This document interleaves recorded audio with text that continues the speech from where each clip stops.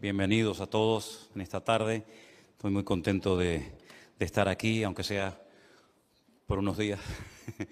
Pero bueno, damos gracias al Señor. Todavía nos quedan algunos compromisos para concluir este año, tantas invitaciones y tantas responsabilidades. Y este año me ha pasado algo que nunca en todos los años de edad que tengo me había pasado.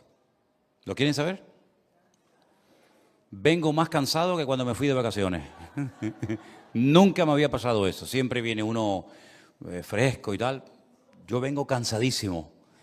Y vacaciones pocas, créame, vacaciones pocas. Hemos hecho miles de kilómetros por todo tipo de carreteras de montaña, pueblos pequeños, autopistas, con muchísimo calor, tremendos incendios.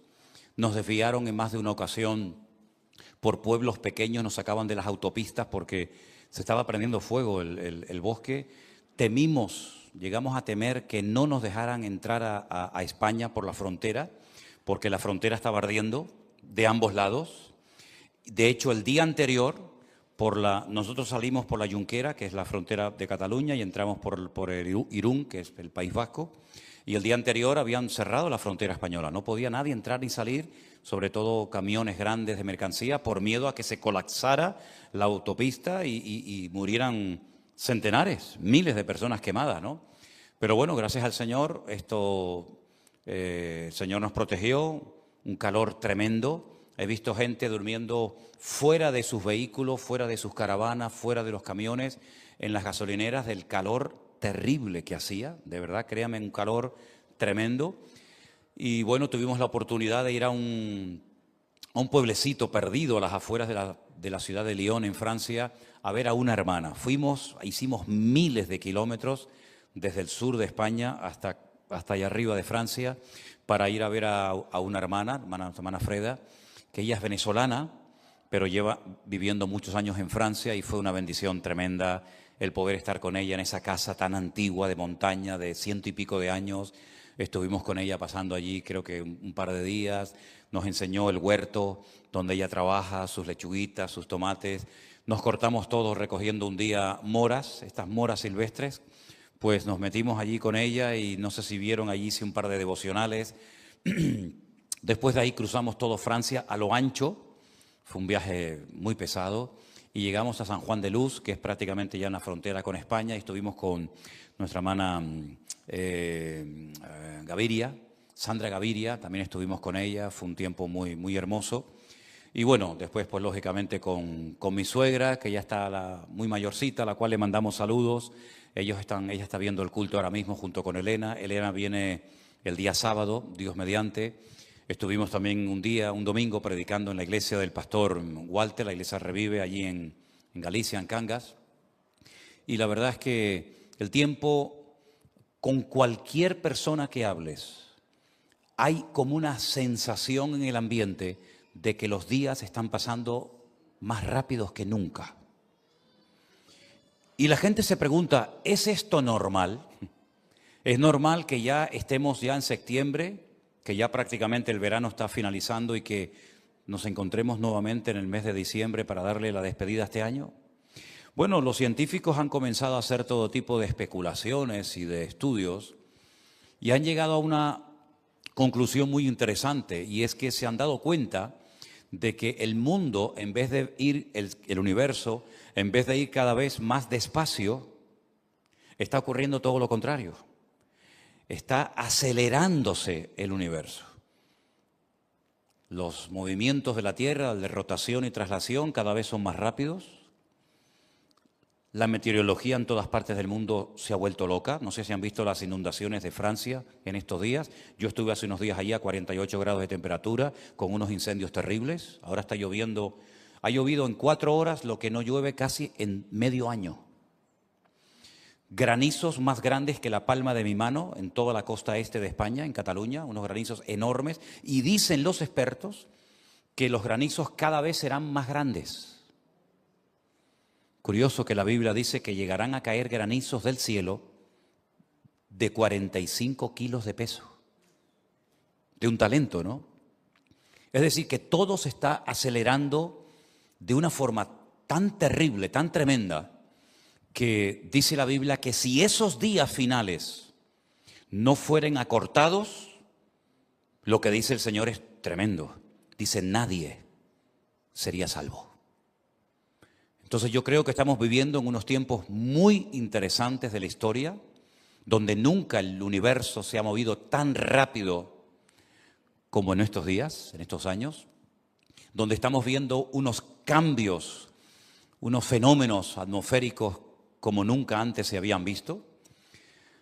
Y en medio de todo esto estamos viendo cómo también el enemigo, nuestro adversario, el diablo, Satanás, también está como acelerando y produciendo más maldad que nunca. Y está utilizando sistemas para manifestar la maldad que son sistemas que tal vez no existían hace años atrás, pero que los está usando de una forma tremenda, como por ejemplo el mundo de la tecnología. La tecnología bien usada es una bendición. Y podemos llegar a centenares y a miles y a millones de personas en tiempo real si utilizamos la tecnología para la gloria de Dios. Pero al mismo tiempo, la misma tecnología ha atrapado a centenares de niños, de jovencitos, de adolescentes, de jóvenes, que si le quitas el móvil a más de uno hoy en día, es como si le quitaras a un drogadicto su droga. Ya no saben vivir muchos sin su teléfono, sin su celular, como lo llaman algunos, ¿verdad? Por lo tanto, tenemos que ser cautos y darnos cuenta de que muchas de las cosas que ocurren a nuestro alrededor no son producto de la casualidad, sino de una revolución en el mundo espiritual sin precedentes que estamos comenzando a vislumbrar y estamos comenzando a ver que el Señor Jesucristo, y lo digo en serio, viene muy pronto. ¿Cuántos dicen amén?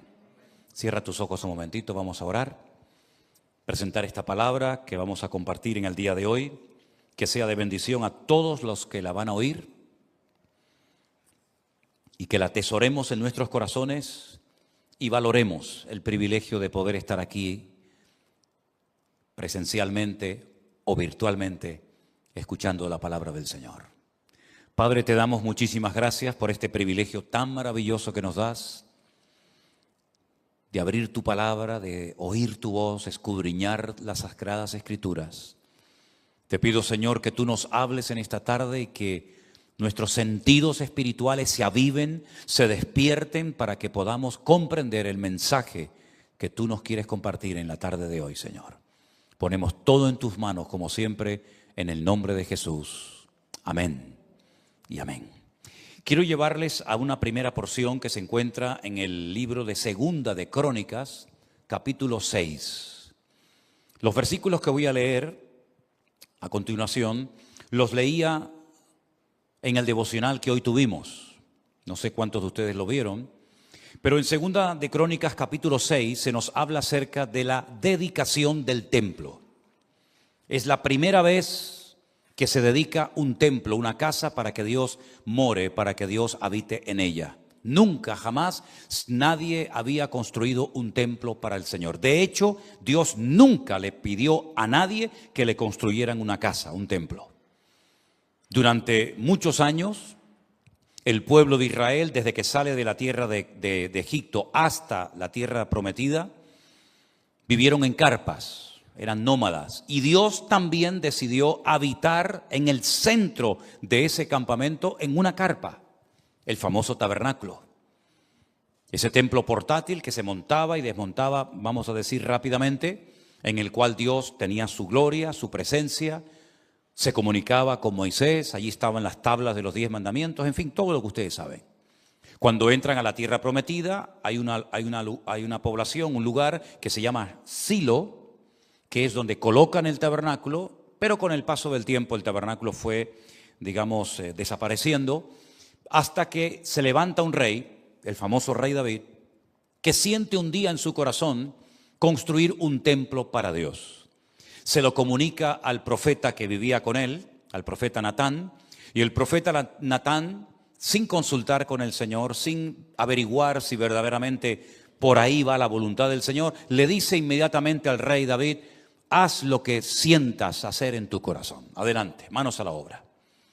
Recapacita a los pocos días, el Señor le dice que le traiga un mensaje al rey David y que le diga que no le da permiso, no lo respaldará a la hora de construir un templo. Primeramente, Dios no ha pedido que se haga esta obra, pero en segundo lugar, permite el Señor que se construya, pero no lo va a construir David. David va a ser el que va a diseñar el templo, sus medidas, va a preparar las letras de las canciones, los salmos que se van a cantar en ese templo. Él hace construir una serie de instrumentos musicales, él inventa instrumentos que posteriormente se van a usar en dicho templo. Él acumula cantidades enormes de oro, de plata, de madera, somete a todos los enemigos alrededor para que cuando se construya el templo haya paz y no tengan que estar pendientes de ataques del enemigo, ¿verdad? Y le comunica al Señor que será su hijo Salomón el instrumento, el responsable de construir dicho templo. Ese templo lógicamente no se construyó en una semana ni en un par de meses, sino que tardaron 7 largos años en decir ya está terminado. El capítulo 6 de Segunda de Crónicas nos habla del día que se dedica al templo, el día que se consagra ese templo para el culto a Dios. Y no vamos a leer todo el capítulo, sería bueno que ustedes después lo leyeran en casa detenidamente, pero desde el versículo 17 en adelante encontramos una oración que ese día de la dedicación del templo hace Salomón y dice así: ahora pues, oh Jehová Dios de Israel, cúmplase tu palabra que dijiste a tu siervo David. Mas, ¿es verdad que Dios habitará con el hombre en la tierra? He aquí los cielos y los cielos de los cielos no te pueden contener, cuanto menos esta casa que he edificado. Mas tú mirarás a la oración de tu siervo y a su ruego, oh Jehová Dios mío, para oír el clamor y la oración con que tu siervo ora delante de ti. Que tus ojos estén abiertos sobre esta casa de día y de noche, sobre el lugar del cual dijiste mi nombre estará allí, que oigas la oración con que tu siervo ora en este lugar. Asimismo, que oigas el ruego de tu siervo y de tu pueblo Israel cuando en este lugar hicieren oración, que tú oirás desde los cielos, desde el lugar de tu morada, que oigas y perdones. Si alguno pecare contra su prójimo y se le exigiere juramento y viniere a jurar ante tu altar en esta casa, tú oirás desde los cielos y actuarás y juzgarás a tus siervos, dando la paga al impío, haciendo recaer su proceder sobre su cabeza y justificando al justo al darle conforme a tu justicia. Si tu pueblo Israel fuere derrotado delante del enemigo por haber prevaricado contra ti y se convirtiere y confesare tu nombre y rogare delante de ti en esta casa, tú oirás desde los cielos y perdonarás el pecado de tu pueblo Israel y les harás volver a la tierra que diste a ellos y a sus padres. Y si los cielos se cerraren y no hubiere lluvias por haber pecado contra ti, si oraren hacia ti en este lugar y confesaren tu nombre y se convirtieren de sus pecados cuando los afligieres, tú los oirás en los cielos y perdonarás el pecado de tus siervos y el de tu pueblo Israel. Y les enseñarás el buen camino para que anden en él y darás lluvia sobre tu tierra por la que diste heredad a tu pueblo. Y así va mencionando distintas calamidades que vinieron en el futuro, como las hambres, la sequía, etcétera, etcétera. Esta es la oración más larga y yo creo que la única y última oración que Salomón hizo en toda su vida. Como alguien dijo, fue una oración larga, una oración preciosa, pero no fue nunca un hombre conocido por ser un hombre espiritual como su padre, ni fue un hombre de grandes oraciones y comunión delante del Señor. Pero bueno, sea como sea, el Señor bendijo ese día. Esa casa, construida en lo alto del monte Moriah, donde vivía Arauna, ¿verdad?, del Jebuseo, se convirtió en el centro religioso para el pueblo de Israel. Ya tenían un lugar físico donde el Señor, a través de la ley de Moisés, les ordenaba subir 3 veces al año, no más, 3 veces al año, para tener comunión con el Señor y llevar sus ofrendas, sus diezmos, sus sacrificios, etcétera, etcétera. Lo que no sabía Salomón en ese momento que estaba dedicando el templo es que ese templo enorme, precioso, grande, magnífico, sería destruido siglos más tarde por el rey Nabucodonosor, el rey de Babilonia. Sitió la ciudad de Jerusalén. Jeremías llamó durante 40 años al arrepentimiento al pueblo. El pueblo no hizo caso. Finalmente las murallas caen, el templo es saqueado, los tesoros son llevados a Babilonia y ese templo queda destruido por 70 años. 70 años después, el Señor hace un milagro, un auténtico milagro, y fue poner en el corazón de otro rey, en este caso del rey Ciro. Ya había caído el imperio babilónico, evidentemente, y Ciro siente en su corazón, por mandato divino, reconstruir la casa del Señor. Miles de personas regresaron después de 70 años a Jerusalén y reconstruyen, hacen un segundo templo más humilde, más sencillito, pero al fin y al cabo ya tienen su templo. En ese segundo templo nunca estuvo el Arca de la Alianza. Aquel mueble sagrado que representaba la presencia de Dios en el segundo templo nunca estuvo. Fue escondida por el profeta Jeremías y nunca más el pueblo de Israel supo nada de ese mueble. Lo interesante es que ese segundo templo, que fue ampliado de una forma extraordinaria por otro rey, llamado el rey Herodes, también volvió a ser destruido. Ya van dos. Y lo curioso de todo esto es que se destruyó en el mismo día y en el mismo mes, evidentemente no en el mismo año, los dos templos. En el mes de Teisa de Ab, en el mes de Ab, el día Teisa, que es el día 9. El 9 del mes Ab fue destruido el primer templo y el segundo templo fue destruido en el mismo día y en el mismo mes. Y desde la destrucción de ese segundo templo, no se ha vuelto a construir ningún templo más. Por aquellas tierras han pasado todas las culturas y civilizaciones que ustedes se puedan imaginar, lógicamente incluidos los árabes. Y cuando los árabes conquistaron Jerusalén, pues construyeron mezquitas, ¿verdad? Y allí están en el monte del templo hasta el día de hoy, la mezquita de Omar, la mezquita de Al-Aqsa, y los judíos han orado por 2000 años para que se vuelva a reconstruir el templo de Jerusalén. Cada vez que hay una boda, dentro de un paño se mete un vaso, una copa, el novio la aplasta, la rompe, para recordar que el templo de Jerusalén fue destruido en el año 70 después de Cristo y no se ha podido volver a construir. Cuando un judío construye una casa, hay una parte de la casa que se queda sin encalar, una parte que se queda sin arreglar, para que cada vez que se vea ese trozo sin terminar, recuerden la destrucción del templo de Jerusalén. 3 veces al día los judíos oran para la reconstrucción del templo de Jerusalén. Y el sueño del pueblo de Israel, incluso de aquellos que no son muy creyentes, que digamos, es tener nuevamente un templo al que puedan subir, adorar a Dios y presentar los sacrificios de animales. Vemos, tanto en el primer templo del rey Salomón, como en el segundo templo, que se construyó en los días de Esdras y de Nehemías, que ese templo jugó un papel importante, pero Dios permitió que en 2 ocasiones fuera destruido. Luego fue un templo temporal, no fue un templo permanente, un templo eterno, que se puede ir a visitar en cualquier momento, en cualquier fecha del año, sino eran edificios, templos, que fueron usados por un tiempo por las tribus de Israel, pero que ya no tienen ningún valor porque ni siquiera existen. Saliendo de ese templo, del segundo, los discípulos le dijeron al maestro: Maestro, ¿has visto lo hermoso que tenemos el templo? ¿Cómo es un templo precioso? Los judíos estaban orgullosos de tener su templo. Al fin y al cabo, los judíos solamente podían tener un solo templo, ¿verdad? Y allí en Jerusalén, y el Señor les dijo: ¿veis todo esto? Miradlo bien, porque no quedará piedra sobre piedra que no sea destruida. Eso fue aproximadamente en el año 30 y pico después de Cristo.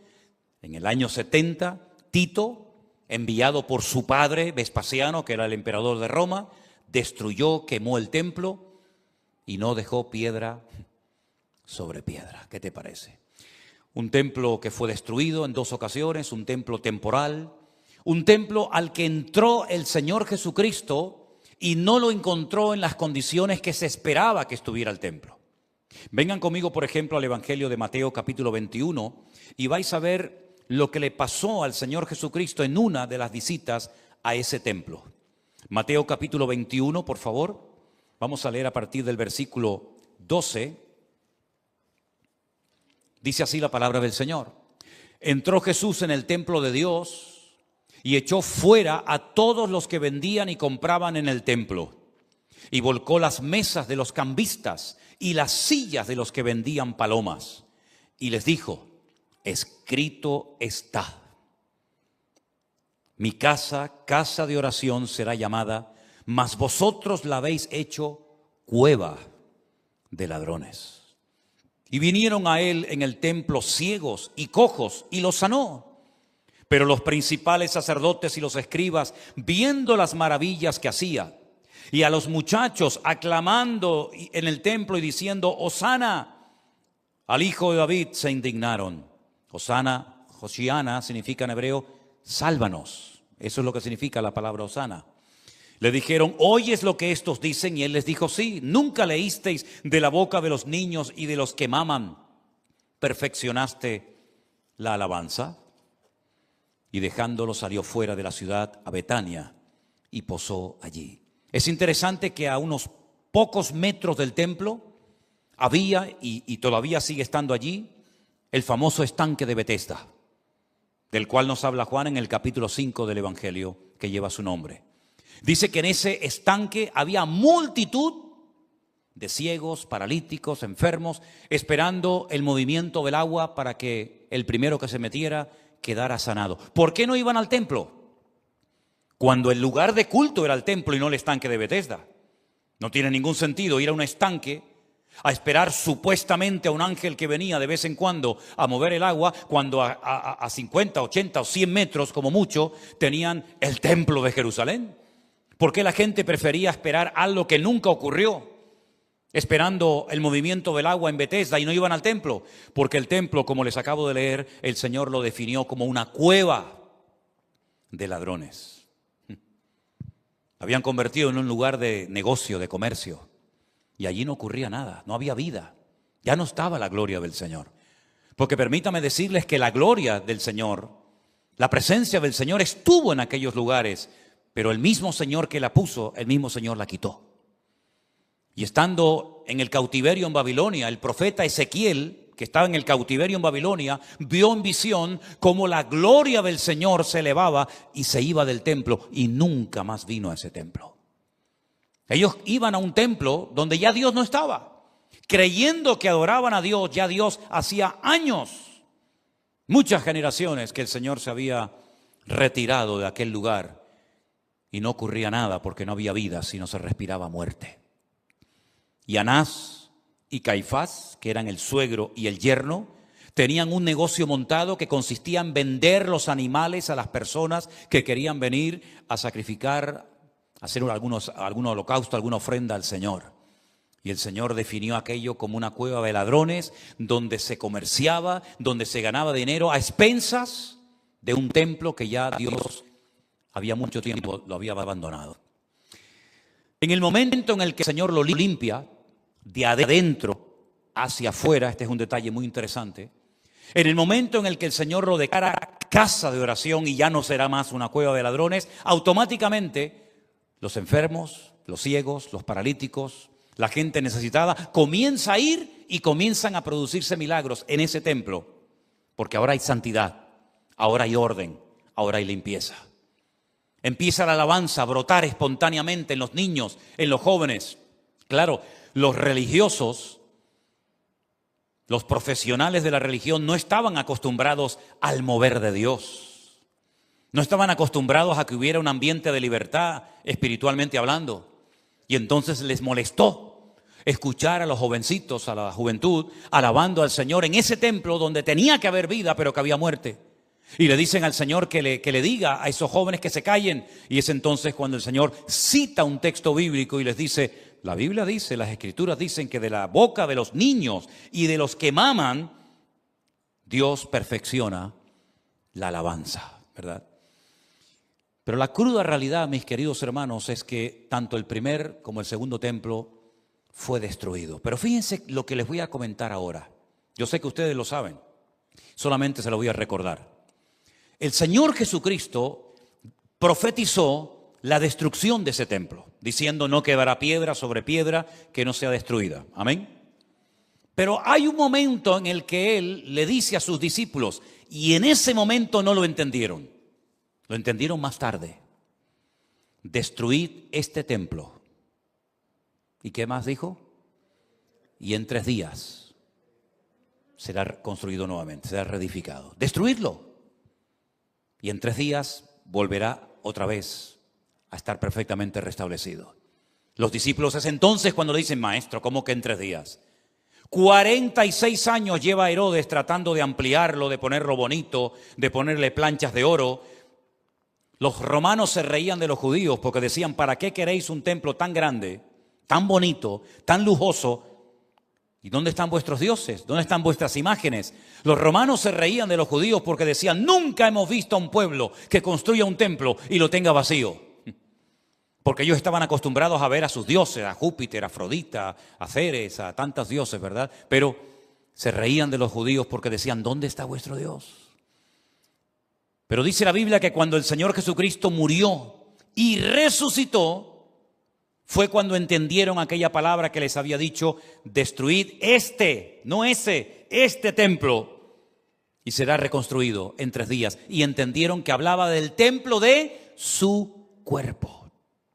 Y esto que para nosotros es normal y lo hemos oído 1000 veces, para ellos fue un impacto, porque nunca jamás nadie en la historia, ningún profeta, había comparado al cuerpo humano con el templo, con el Bet HaMikdash de Jerusalén. Nunca.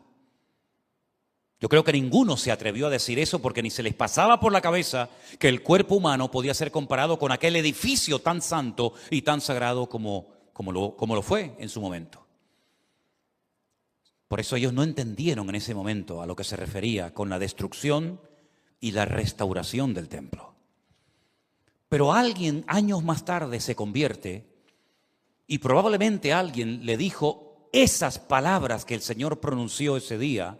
Tal vez se las dijo Juan o Pedro o Santiago o María o cualquier otro discípulo. Y entonces, años más tarde, cuando ya es un gran instrumento en las manos del Señor y tiene que escribir una carta a una ciudad formada fundamentalmente por gente no judía, sino de origen gentil, se atreve a decir lo que yo les voy a leer en esta tarde, que es una revelación impresionante lo que vamos a leer a continuación. En 1 Corintios, el capítulo 3, el verso 16, Pablo dice, el apóstol Pablo, ¿no sabéis que sois templo de Dios y que el Espíritu de Dios mora en vosotros? Si alguno destruyere el templo de Dios, es decir, su cuerpo, si tú destruyes, si tú maltratas tu cuerpo, Dios también te destruirá a ti. Porque el templo de Dios, el cual sois vosotros, ¿qué dice? Santo es. ¿Por qué hay tantas jovencitas que se empeñan en no comer? Porque no se aceptan cuando se ven al espejo. Y el cuerpo no ha sido diseñado ni creado para no comer, sino que la comida es la única fuente de energía que nos entra al cuerpo. ¿Por qué hay tantos jóvenes que han caído presa de las drogas y se están destruyendo totalmente? ¿Por qué hay tanta gente que hace tantas cosas como la droga, el alcohol y otras cosas, destruyendo sus cuerpos? Porque Satanás sabe perfectamente que nuestro cuerpo puede llegar a ser el lugar más sagrado del mundo. Porque puede llegar a convertirse nada más y nada menos que en el templo de Dios, el templo del Espíritu Santo de Dios. Por eso Pablo, que capta este mensaje tremendo, dice: y el Señor os manda que todo vuestro ser, todo vuestro cuerpo, sea guardado irreprensible para la aparición de nuestro Señor Jesucristo. Y dice espíritu, alma y cuerpo. No es que tenemos que hacerle un culto al cuerpo, ¿no?, que es el culturismo, pero que tenemos que cuidar el cuerpo, no te cabe la menor duda. Cuida tu cuerpo, hijo, cuídalo, ¿sabes? No hagas un culto de tus musculitos, ni dediques más tiempo a tu cuerpo que a tu mente o a tu espíritu, pero tienes que cuidarlo. Porque tal vez ahora eres joven y no te das cuenta, pero cuando seas más mayor te va a pasar factura los excesos y los abusos que hiciste en la juventud, ¿verdad? Y todo lo que te has metido en el cuerpo y lo que has fumado y lo que, etcétera, etcétera, te estás destruyendo el cuerpo. Y el Señor quiere que estemos sanos y fuertes para poder servirle en su reino y en su obra, y no seamos gente enfermiza y gente siempre hecha polvo, que tiene ganas de servir al Señor pero no puede porque el cuerpo no le ayuda. En aquella cultura ya los griegos enseñaron que el cuerpo es la cárcel del alma. La cárcel del alma es el cuerpo, hay que machacarlo el cuerpo. Sin embargo, la Biblia, la filosofía, la enseñanza bíblica es todo lo contrario. No hay que machacar, no hay que destruir, no hay que maltratar el cuerpo, hay que cuidarlo, ¿verdad? Y por eso lo peinamos, lo bañamos, lo alimentamos, ¿verdad? Porque hay que cuidar el cuerpo, porque es ahora el lugar donde Dios ha decidido morar, dentro de nuestros cuerpos. ¿Cuántos dicen amén? Ahora tenemos una gran ventaja. El primer templo fue destruido, el segundo templo fue destruido, fue una casa temporal. Pero nuestra casa, nuestro cuerpo, templo del Espíritu Santo, no es algo temporal, sino que Dios no se va a ir nunca de nosotros, sino que estará con nosotros todos los días hasta el fin del mundo. Nadie lo va a destruir. Nadie lo va a destruir. Nabucodonosor destruyó el primer templo. Tito destruyó el segundo templo. A nosotros nadie nos podrá destruir, porque incluso aunque este cuerpo se deteriore y termine siendo sepultado, viviremos por la eternidad con un nuevo cuerpo transformado y glorificado por el poder de Dios. Así que, mis queridos hermanos, así como el Señor dio unas instrucciones clarísimas para el mantenimiento, el funcionamiento del templo, también en su palabra encontramos instrucciones clarísimas para que nuestros cuerpos, nuestro espíritu, nuestra alma y nuestra mente funcione. Había que tener limpieza al templo. Por eso el agua era un elemento tan básico y fundamental en el templo, porque había muchísimos animales que se sacrificaban cada día y el templo tenía que estar libre de moscas, libre de malos olores. Tenía que haber una limpieza impoluta en aquel lugar. Los animales no podían ser llevados a rastras ni a la fuerza, sino tenían que ser llevados despacio, ¿verdad? Porque todo se respetaba, no podían haber ruidos de golpes, de griterías, de martillazos, sino que todo se tenía que hacer con calma, con orden, con reverencia, con respeto, con temor y temblor, porque iban a la casa de Dios. Y por eso dice Pablo en sus cartas: quítense de vosotros la gritería, hombre, las malas palabras, las truhanerías, la fornicación, el adulterio, las malas conversaciones corrompen las buenas costumbres. Quítense de vosotros, ¿verdad? Pues eso, no solamente la gritería, los malos pensamientos. Y nos dice, tenéis que pensar en esto. ¿Por qué? Porque nos da instrucciones claras, concretas y específicas para que podamos vivir en paz. Y hoy en día no todo el mundo vive en paz. Observen a la gente, escuchen sus conversaciones. El mundo está enfermo, hermanos. ¿Notan ustedes eso? El mundo está enfermo. Incluso aquellos que aparentan estar bien están destruidos. Los oyes hablar y están vacíos. Están vacíos, no tienen tema de conversación. Es un monotema, siempre lo mismo, ¿verdad? Están vacías sus vidas. Por eso siempre tienen que estar haciendo cosas, o corriendo, saltando, brincando, me tiro de un parapente o me tiro de un avión, o hago esto. ¿Por qué? Porque tengo que tener una subida de adrenalina, tengo que tener emociones fuertes. ¿Sabes por qué? Porque no tienes la paz de Cristo. Porque cuando uno tiene la paz de Cristo, yo no necesito que se me suba la adrenalina. Yo lo que necesito es que la paz de Cristo esté siempre en mi corazón. Y me da igual si me emociono o no, la paz de Cristo guardará vuestros corazones y pensamientos en Cristo Jesús. ¿Cuántos dicen amén? ¿Verdad? No buscamos sensaciones fuertes para sentirme realizado. es que ya la búsqueda, en nuestro caso, se acabó. Venid a mí los trabajados y cargados, que yo os haré descansar. Pero así como en aquel templo el Señor dijo, este templo tiene que ser casa de oración, nosotros ahora exactamente igual, tenemos que ser casa de oración, que significa tener comunión constante y permanente con el Señor. Romanos capítulo 8 dice, justificados por la fe, tenemos paz para con Dios y tenemos entrada, tenemos acceso con toda libertad a la presencia del Señor. ¿Por qué? Porque el templo era un punto de contacto entre el hombre y Dios. Y ahora nosotros, ¿verdad?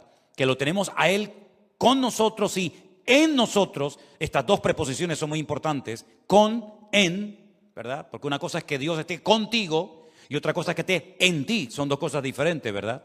Pues ahora tenemos que tener comunión con el Señor. Y ahora tenemos que cuidar el templo. ¿Cómo? Con la palabra de Dios. Con buenas conversaciones. Siendo selectivo, diciendo, yo puedo ver esa película, a mí nadie me lo prohíbe. Ni mi padre, ni mi madre, ni el pastor. A mí nadie me prohíbe, pero yo decido no verla porque lo que estoy aprendiendo ahí, lo que estoy metiendo en mi cabeza, no me edifica. No es correcto. No es que me tienen que dar una lista en la iglesia, mira, esto no se puede hacer. Yo no necesito que nadie me dé ninguna lista. El Espíritu Santo que mora en mí da testimonio de que eso que estoy mirando, eso que estoy haciendo, no es del agrado del Señor. ¿Cuántos dicen amén? No es que tengo que escribir 100 veces, soy cristiano, el Señor está conmigo, soy cristiano, el Señor está conmigo, el Señor me va a bendecir. No tengo que escribir nada, no tengo que repetir un mantra, ¿verdad? Como en muchas religiones, ¿verdad? Los famosos Hare Krishna, ¿cuántas veces tenían que decir al día Krishna, Hare Krishna, Krishna, ¿verdad? Para tener paz en el espíritu.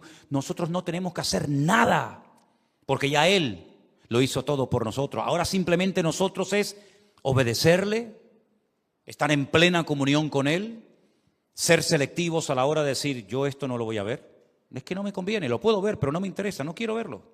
Y como además ahora tengo la capacidad espiritualmente hablando en el Señor de poder decir no y mantenerme en ese no. O decir sí y mantenerme en el sí, porque ahora ya no soy una víctima, sino que ahora todo lo puedo en Cristo que me fortalece, ¿verdad? Pues ahora decido que ciertas cosas no las voy a ver, que ciertos lugares no voy a ir, que ciertas amistades no las voy a tener. ¿Por qué? Porque quiero agradar al Dios que llevo dentro. Y por eso no tengo que ir a un lugar para que Dios me hable, no tengo que ir a un lugar para que Dios me bendiga, sino que ahora, aquí, ahora, en tu casa, en la guagua, en el colegio, en la universidad, en un submarino, en una cueva, en la cárcel, donde quiera que estés, yo estaré contigo todos los días hasta el fin del mundo. No venimos a la iglesia para visitar a Dios, porque Dios no vive aquí. Venimos aquí para tener comunión, ¿verdad? Los unos de los otros, para aprender de la palabra. Pero yo sé que cuando yo me vaya de aquí, Dios no se queda encerrado aquí. No es como cuando Moisés le dice el Señor, voy a mandar a un ángel para que vaya con vosotros. Porque parafraseando la conversación que el Señor tuvo con Moisés, como yo siga con ustedes, con el comportamiento que lleváis, los voy a terminar destruyendo. Entonces mejor que vaya mi ángel con ustedes, porque, ¿y qué le dijo Moisés al Señor? Señor, si tu presencia no va conmigo, yo de aquí no me muevo. Imagínense por un momento que la Biblia nos enseñara clarísimamente que Dios vive en este local. Yo no me iría nunca de aquí. Yo no me iría. Que mi Dios vive aquí. Pero si yo lo que anhelo es estar con Él, ¿para qué me voy yo a la calle que sé que Él no está allí? Salir de ese paraguas, ¿no? Salir de esa cobertura, de esa protección, ni loco. Estaría siempre lo más pegado a Él, ¿verdad? Como decía David, que estar en su presencia era una delicia, ¿no? Que hasta el gorrión y la golondrina hacían nido cerca de la casa de Dios, porque estar cerca de la casa de Dios era un deleite. Pero gracias al Señor que esa etapa, esa era, por llamarlo de alguna manera, en la que Dios decidió vivir en un sitio, ya no existe. Ahora entienden ustedes el valor que tenía para el judío el templo, que cuando Dios le habla a Jonás para que vaya a predicar a otro país extranjero, como era ir a la ciudad de Nínive, Él dice que huía de la presencia del Señor. Y uno dice, pero ¿cómo voy yo a huir de la presencia del Señor si donde yo voy, el Señor va conmigo y en mí? Yo no puedo escaparme de la presencia del Señor. Pero ¿qué era para un judío hace 2000, 3000 años la presencia del Señor? El templo de Jerusalén. Entonces dice, bueno, si aquí está la presencia del Señor y yo vivo cerca del templo, estoy muy cerca del Señor. Si yo vivo en la ciudad de Jerusalén, un poquito retirado del templo, estoy cerca del Señor, pero no tan pegado a Él. Pero si vivo en Samaria, ya no vivo tan cerca de la presencia del Señor. Pero si yo huyo a Tarsis, al otro extremo del mundo conocido, estoy huyendo de la presencia del Señor. Porque la presencia del Señor para ellos era este punto. Aquí no hay presencia, aquí no hay presencia, aquí no hay presencia. La presencia de Dios está aquí. Y si yo huyo en dirección contraria al lugar donde Dios habita, huyo de la presencia del Señor. Pero por ahí dijo el salmista, ¿dónde huiré de tu presencia, Señor? El concepto de la omnipresencia de Dios, Jonás no lo tenía claro. Tenía otros conceptos claros, pero el tema de la omnipresencia de Dios, él no lo conocía muy bien. Pero nosotros, queridos hermanos, cuando salgamos de este culto en esta noche, el Señor va contigo, a donde quiera que vayas. No importa que vayas a una casa donde tú eres la única cristiana o convertido, el Señor va contigo. No te vayas triste ni desanimado diciéndole, bueno, adiós, Señor, adiós. Nos vemos el domingo, Señor. Chao, adiós, Señor. Ay, cuánto te quiero, Señor, chao. Y te vas con esa penita, ¿no? De mirar así, como cuando uno se va del aeropuerto. ¿No te ha pasado? A ustedes no, porque están en otro nivel espiritual. Yo sé que a ustedes eso no les pasa, ¿no? Pero cuando uno se va, hace así como diciendo, ay, la última miradita, ¿no? La última miradita. Nosotros no tenemos que echarle la última miradita al Señor cuando nos vayamos hoy del culto, porque el Señor va contigo a donde quiera que vayas. El bien y la misericordia te seguirán todos los días de tu vida, y aunque un ejército acampara contra ti, no tienes que tener miedo, porque Él es tu luz y tu salvación, y Él te acompañará todos los días hasta el fin del mundo. Dale ese fuerte aplauso a Él la gloria y la honra. Aleluya. Bendito sea Dios. Amén. Amén. Gracias, Jesús. Qué bueno eres, Señor. Oramos en esta noche y algunos dirán, pero entonces, ¿se va a construir otro tercer templo en Jerusalén? Sí, se va a construir, pero eso a mí ni me va ni me viene. Porque yo no necesito ir a Jerusalén, a un templo, a visitar a mi Dios. Porque mi Dios está conmigo y está dentro de mí. Aleluya. Y gracias, Señor, porque esta verdad de tu palabra la creemos. Sabemos que tú no mientes, Señor, y tú has decidido morar en nosotros y no salir nunca de ahí, Señor.